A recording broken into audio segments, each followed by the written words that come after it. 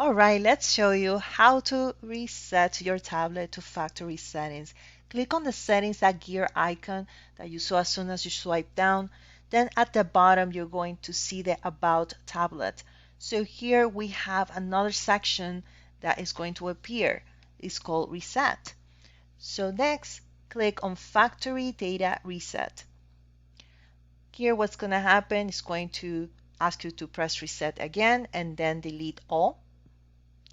You're going to type that Gmail password that is linked to your tablet. In this case, it's Gmail or your email account.